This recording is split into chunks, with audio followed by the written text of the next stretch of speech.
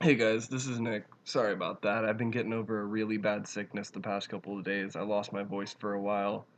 I just got my voice back, so just bear with me here. I'll try and get done with this as quick as I can. Alright, my name is Nick, and this is Genome Sequencing, the future of personalized medicine. What is genome sequencing? Genome sequencing is figuring out the order of DNA nucleotides or bases in a genome, the orders of A's, C's, G's, and T's that make up the organism's DNA. The human genome is made up of over 3 billion of these genetic letters. Where genome sequencing originated. Alfred Sturtevant created the first Drosophila gene map in 1911. Drosophila is a small fruit fly used extensively in genetic research because of its large chromosomes, numerous varieties, and rapid rate of reproduction. The crucial first step in molecular genome analysis, in which the molecular biology research of the last half century was the discovery of the double helical structure of the DNA molecule in 1953 by Francis Crick and James Watson. In the mid-1970s, Frederick Sanger developed techniques to sequence DNA. The United States Department of Energy, seeking the data for protecting the genome from mutagenic gene-mutating effects of radiation, became involved in 1986 and established an early genome project in 1987. James Watson was appointed the lead of the NIH component, which was dubbed the Office of Human Genome Research the following year. The Office of Human Genome Research evolved into the National Center of Human Genome Research, the National Center for Human Genome Research, NCHGR.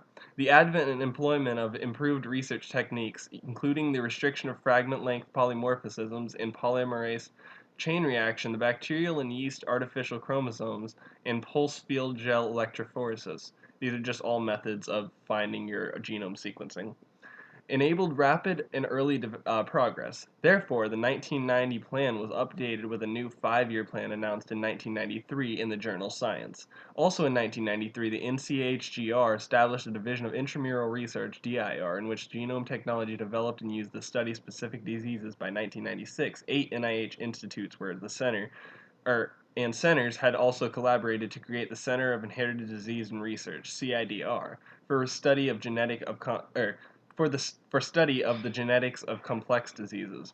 In June 2000 came the announcement that the majority of human genome had in fact been sequenced, which of the following which was followed by the publication of 90% of the sequence of the genome's 3 billion base pairs in the journal Nature in February 2001. Surprises accompanying the sequence publication included that relatively small numbers of human genomes, perhaps as few as 30,000, the complex architecture of human proteins compared to their homologs, similar genes with the same functions in, for example, roundworms and fruit flies, and the lessons to be taught by repeat sequences of DNA. What is personalized medicine?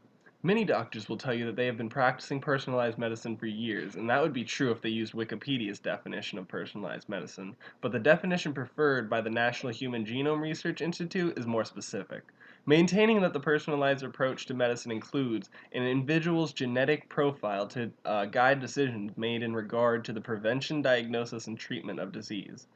And then here we have our diagram of that going on. So, different people respond differently to the same therapy. While one treatment brings about desired success in one group of patients with e.g. colon cancer, it does not change the condition of other groups at all, or even leads to adverse effects. The reason the genetic makeup of metabolic profile of each individual patient influences the effect of a drug.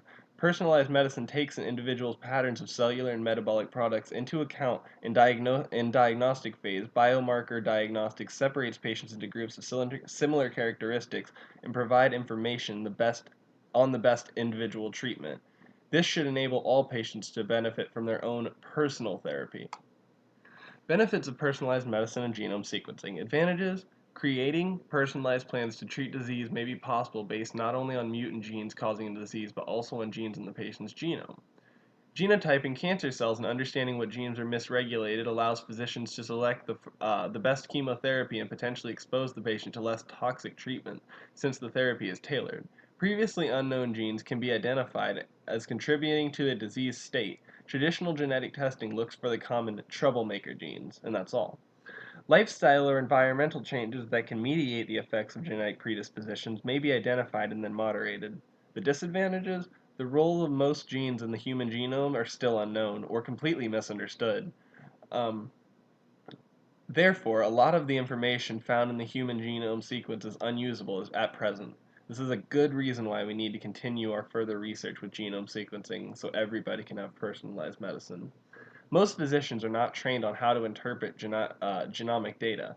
An individual's genome may contain information that they don't want to know. For example, a patient has genome sequencing performed to determine the most effective treatment plan for a high cholesterol. In the process, researchers discover an unrelated allele that assures a terminal disease with no effective treatment. The volume of information contained in the genome sequence is vast. Policies and security measures to maintain privacy and safety of this information are still new, because a lot of people don't want their genomes, their literal genetic makeup, out everywhere. The future of genome sequencing.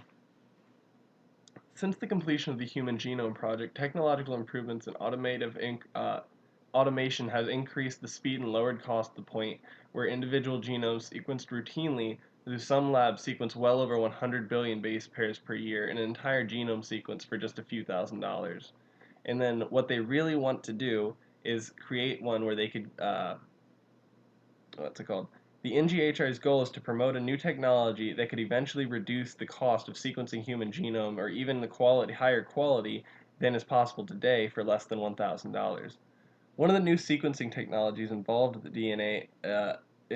watching DNA polymerase molecules as a copy of DNA, the same molecules that make the new copies of the DNA in our cells, with a very fast movie camera and microscopes, and incorporate different colors and bright dyes, one each for the letters A, T, C, and G. And this method provides different and very valuable information than what's provided by the instrument systems that are most common use.